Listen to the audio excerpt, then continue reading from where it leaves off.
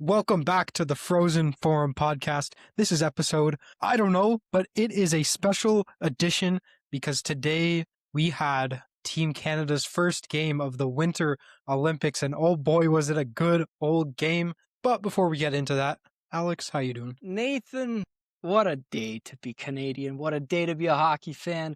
What a day. What a time. I mean, what more can you ask for? We're here. What more can you ask for having We're at Connor the McDavid? Olympics. You know how long it's been? 12 years. 12 years, man.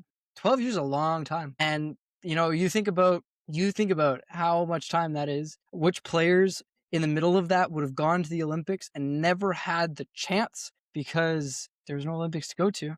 And now they're washed. So bye-bye, Steven Stamkos. Sorry, you can't be on Team Canada. Hey, I mean, I don't think we have too much to complain about if Connor McDavid is on our third lines. I think our Team Canada is doing just fine. But yes, from those old teams, the only two that are left are Drew Doughty and Sidney Crosby. Look, and what better time to be a Habs fan where, I don't know about you, but do you know how many players in Olympic hockey history have more goals in the Olympics than Juraj Slafkovski? It's 8, right? And they're all legends. They're all legends and they're all done. He's 22 and he's 9th all time in Olympic goals. That's just ridiculous. And you gotta think too, is like, A, he's just getting started, but B, he's basically guaranteed to be the first line of Team Slovakia for the next, his whole career? His whole career, so long as the NHL keeps allowing NHL players to go to the Olympics. Another thing to consider, that was game 1 of this Olympics, and this was a game where they were heavy underdogs. Heavy underdogs against Team Finland. And, I mean, they got outshot like crazy. And, Team Finland will tell you, hey, it's just one of these preliminary games. It's not like we're going to get knocked out or anything. But that loss almost guarantees that Finland will play Canada or the US in, quarterfinals. That's the thing. Like people don't realize losing to Slovakia means Canada or the US in quarterfinals. And losing by 3 goals. By 3 goals. By 3 goals, man. Good in a tournament where plus minus matters, but... What do you think about this stat, eh? Juraj Slafkovski, goals at the Olympics, 9. Nick Suzuki, 1. Nikita Kucherov, 0. It's brilliant. I love it. Look, that Nick Suzuki goal, too. Find me a better... I already figured out what the thing on whatever the thumbnail of this video is going to be. It's going to be the screenshot of NHL.com that says Nick Suzuki from Connor McDavid. What were we talking about a few weeks ago, Nathan? Imagine. The chemistry's there. It's natural. We saw it in action today. Are we done with Slav? Do we want to go straight to Team Canada? Look, I don't even know, bro. Look. Juraj Slafkovski, that goal that he scored to start the game. My goodness. What a goal. Not only start the game, open the Olympic scoring for men's hockey. Olympic scoring, first goal of the Olympics, man. And the pedigree, the poise, aura, and the poise, man. He's good. You gotta think that the last few months with being that guy on that line for Montreal has shaped into the Slafkovski that's leading Slovakia right now, right? Like he's been practicing playing with the puck more because the rest of the people on his line are good at shooting and good at putting the puck in the net and are younger. And so Slafkovski's been, I'm going to take the puck and do things. Well, look, you go to Team Slovakia, it's like, yeah, you got this guy named Thomas Tatar on your line, but he's not playing in the NHL, and there's a reason for that. Here you go. Go do it. And he gets 3 points, 2 goals, and an assist on the empty netter with his skate because he didn't have a stick. I don't know what happened there. What happened there? I don't even know. I don't know. After I saw them up 3-1, I was like, oh, wow, they got this in the bag. And even though, hey, we have Slav with 2 goals and an assist, Nick Suzuki with a goal today, and even though France didn't play well, XA was by far the best player on France. The Habs look dominant so far in the Olympics. Habs look dominant, and look, I mean, you wonder if Lane Hudson and Cole Caulfield are on that U.S. team. It's probably a 7-1 game, an 8-1 game. When you don't have a few lines that you have to throw out there because you have to give them some ice time, when you actually have good players on your team, I mean, that's what happens. So if US comes, look, the reality is that with the way Canada's playing and the way that, I mean, they beat Czechia, which is the best team easily in this division. that they're going to have to face. They beat Czechia 5-0. It's in Switzerland.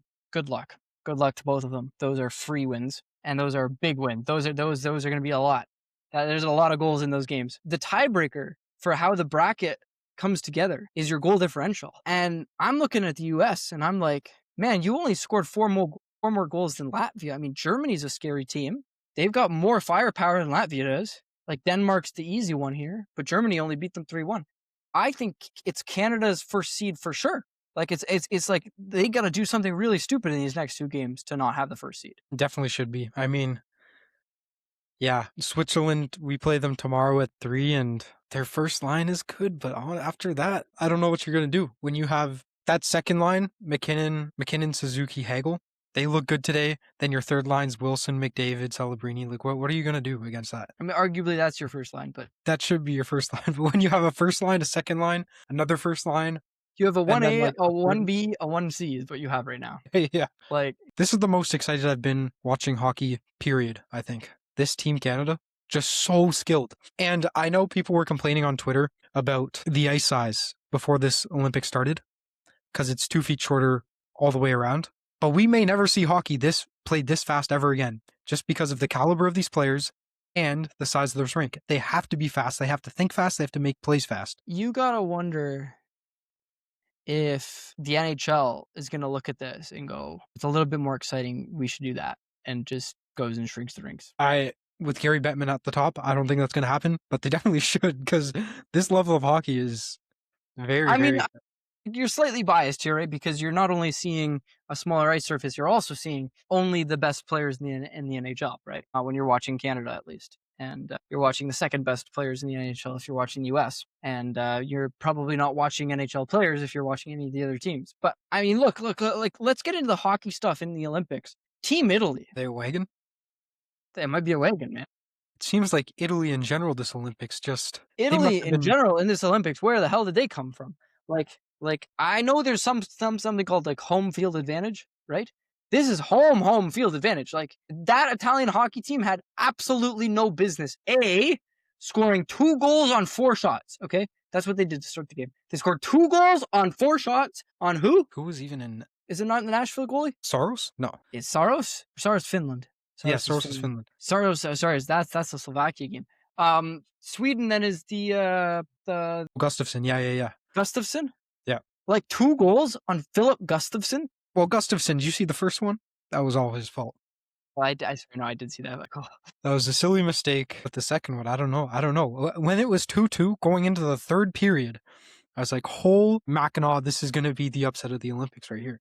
But then Sweden figured it out. But I mean, it's still Team Italy. Look, I mean, it's like, you look at that team, and I mean, there's a really cool story today out of from what's his name on Sportsnet? Man, guy was losing his hair a little bit. The insider, the guy that breaks all the trades. Elliot Friedman. There's a cool story from him. There's a player on Team Italy who was born in Canada and was a floor ball goaltender in Canada. Like, I don't know what kind of league that is, and then went to Italy to play hockey. And he's on the Olympic team, starting roster. Hey, gotta do what you gotta do to get to the Olympics.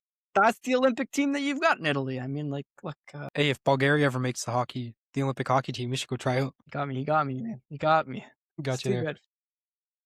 I was gonna say something about Team Canada, but there's just too many things to talk about. First of all, Macklin Celebrini. This kid, I thought was gonna take his foot off the gas at some point. I didn't know if it'd be the Olympics, leading up to the Olympics, but it just seems like he has infinite fuel because he comes out blazing. He tips that shot from Makar so nicely. Who was in net? Dostal calling for the high stick, but it was just beautiful play, man. Like, what is any team going to do against those Team Canada forwards and that Team Canada, Team Canada power play one is just ridiculous. It's actually just ridiculous. No words. Look, I mean... And Connor McDavid throwing around the body. Stat. There's 2 crazy stats I've seen today, okay? In terms of chance generations, first on Team Canada, Connor McDavid. Chance generation, Connor McDavid. Second, Celebrate. Nick Suzuki. But even better, today, Canada had 36 shots on goal. Do you know what number of those were slot shots? It seemed like everything was a slot shot. Like, it had to be like 20. 29 out of 36.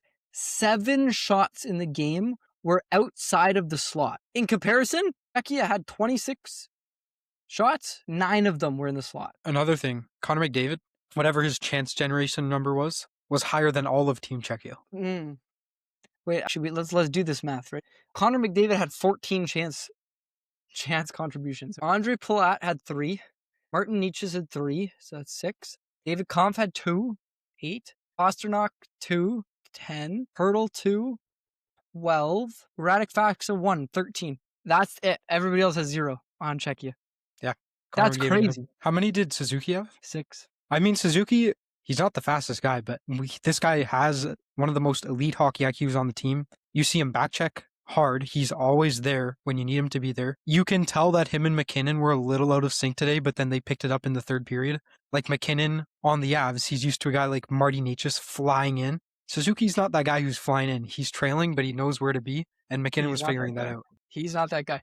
I can't wait for them to develop chemistry, man. Like Nick, as you said, I think Nick Suzuki is a top 3 hockey IQ in the league. Like a lot of the other stuff, he's not as high. You know, if you want to see his shot is not that high. You know, his passing is not as high as some other people. His hockey IQ is off the freaking charts. Like, and that's why you put him with a guy like Nathan McKinnon, because Nathan McKinnon's got a hockey IQ the size of like Jupiter. So, you know, it's and he can also move pretty damn fast. He can drag everyone towards him. Just dish it off. I'm telling you, like that line is going to be fun. I don't really know what Brandon Hagel brings to that. Like, I've been trying to figure out these line combinations. Like the line. Celebrini McDavid Wilson makes sense. Like I like that. I like that a lot. The rest of them, like Crosby, Marner, Stone. Man, that Stone goal today. He's another guy. He not fast, but he knows where to be. He knows where to be, and not only does he know where to be. I mean that goal, man. Like that. I haven't seen a picture of it yet. I need to see the picture because looks like Bobby Orr. It looks like Bobby, like right. I haven't seen the picture. Is that what it looks like? Like, do they have a picture with him like? I don't midair with a the goal photo of that, but there definitely should be one somewhere. There's got to be a still of it, right? There has to be. Because holy, like what a goal to score! Get the pass over. I mean, let's think about the goals today, okay? Celebrini's tip, nice tip. Game winner, nice tip. Mark Stone from Marner and Crosby. What a thing to say out loud, right? Beautiful pass from Mitch Marner with the jump over the player who's diving, or like a trip almost over the player who's diving. Stone with the tap in. Then Bo Horvat scores from a feed from Brad Marchand and Brad Marchand is not given enough credit for this. They're gonna give it all to Bo Horvat. Marchand, that's a beautiful pass. That's how you like let the guy go, get the puck right on his stick. It's crazy. He drew everyone towards him. Bo's like an incredible goal scorer, so like he's gonna be able to do that, right? Goal number 4. Oh my god, bro! This is what I mean by power play 1. Like, what are you meant to do? The entire Czechia team skating back towards the bench was just shaking their head. Like, what do we do? Like that pass. I was explaining to somebody at work today, right? Because they didn't see the goal, and they were like, "Oh, what happened?" And I was like, "Let me tell you," right? And I was like, "Listen, you see that desk over there? Okay, the desk over here here is the goal, right? Nathan McKinnon is standing at the goal. Connor McDavid is standing at the goal. And Connor McDavid just passed it over to Nathan McKinnon, and he scored into the empty net. And like my coworker today is like, Alex, like you can't just pass the puck through the net. Like obviously there's gonna be people in the way trying to get their sticks. Like, yeah, but it didn't matter. They just sauced the puck over and it went into the net. He was like, what do you mean it didn't matter? Like, there's a goalie there, there's a player, there's definitely a defenseman back there. Like, there's 2 guys there. Yeah, there was. It just went over the defenseman. It went over the goalie. Went under the stick. Into the back of the net. Deja vu, man. Crosby to McDavid to McKinnon. I'm telling you, what a thing to say.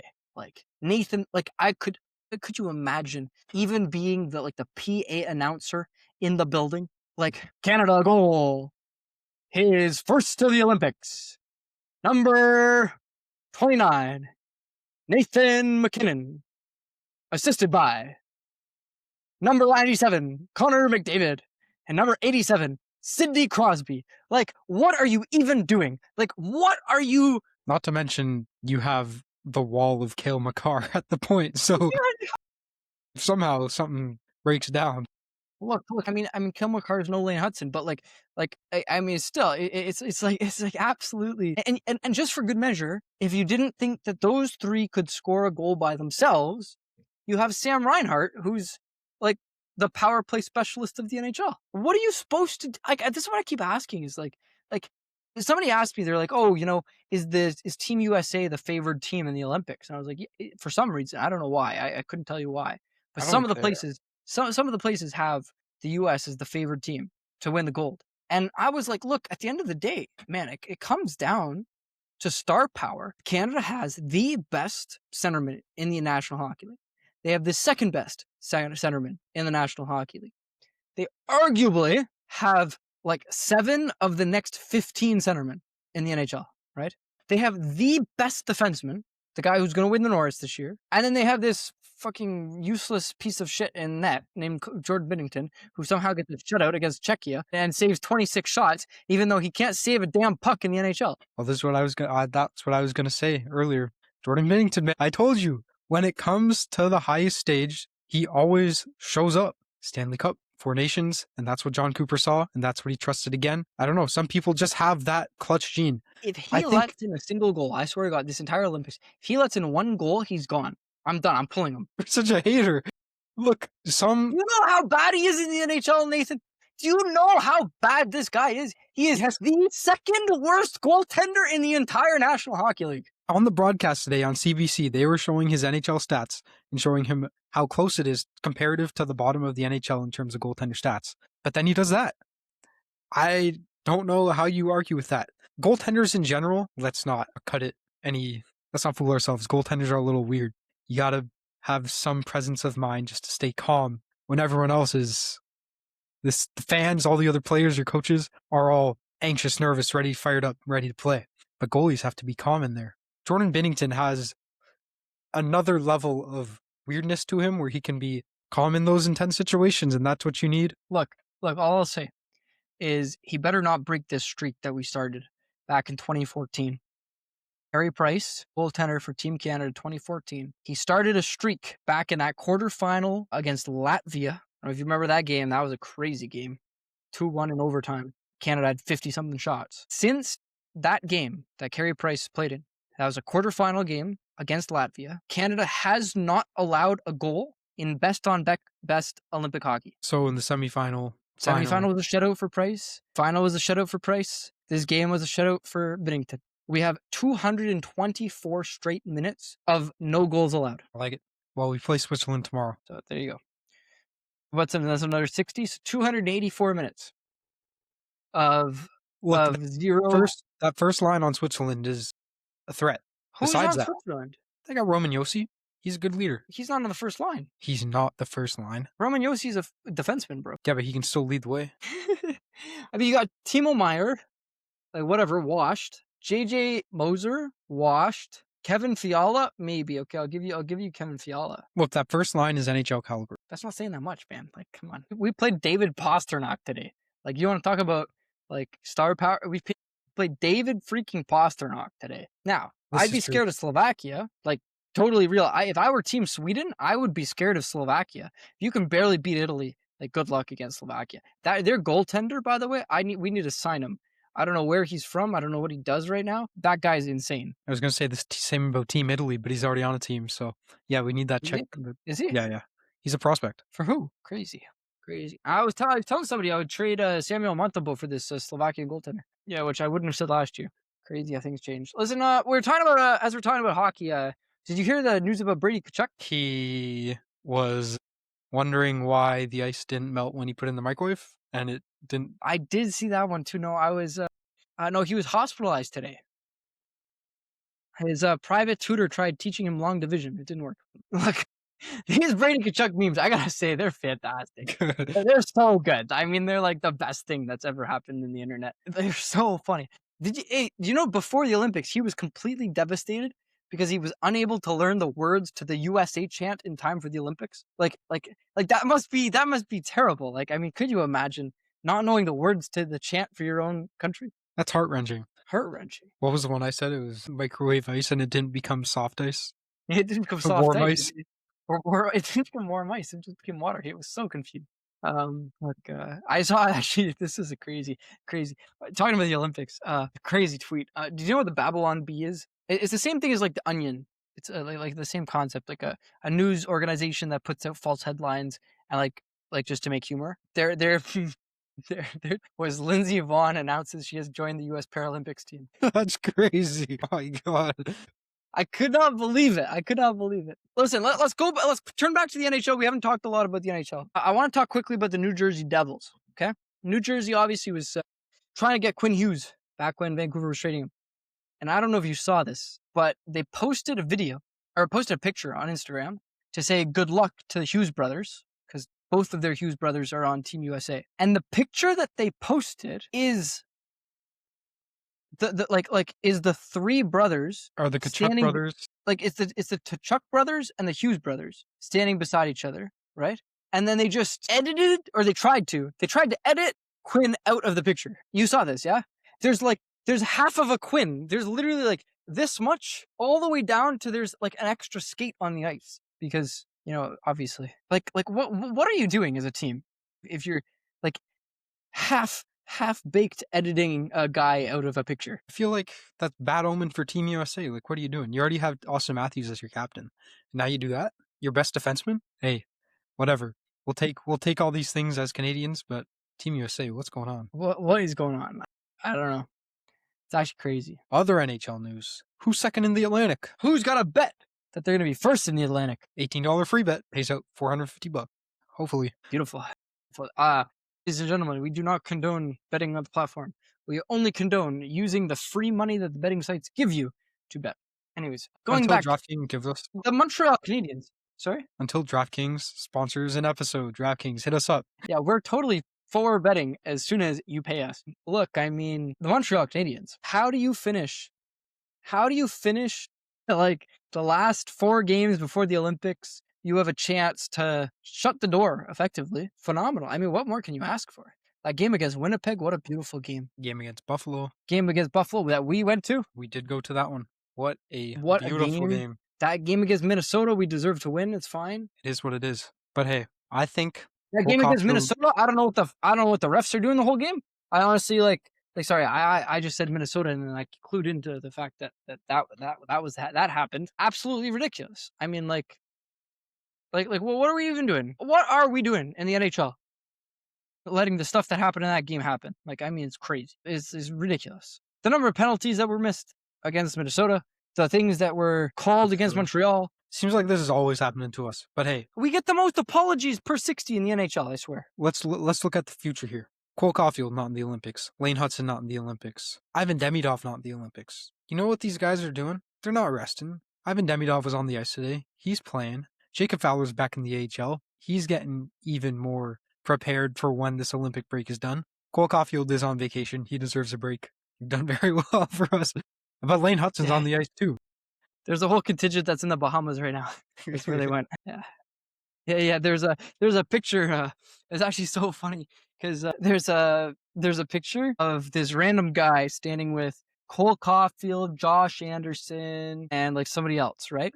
And then the post says, thanks at Cole Caulfield, Josh Anderson, whoever else, and Jake Evans, like great meeting you in the airport today.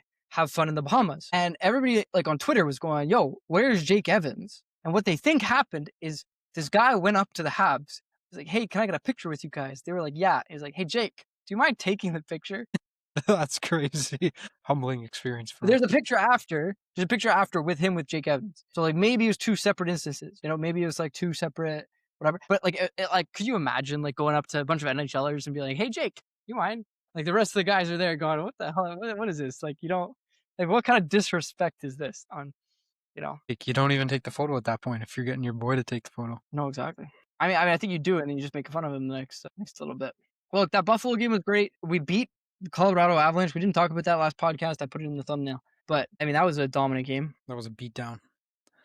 That's what we needed. Nathan, who's the best team in the league? Best team? The stats guys are saying it's Tampa. I don't think it's Tampa, man. I also don't think it's Colorado. I think the Minnesota Wild are super, super underrated by everyone right now. I mean, no Quinn Hughes to start the season. That's the big thing, right? Is we want to talk about a team that benefits from in-season trades. It's That's a trade. Yeah, and what, they're second in the league right now?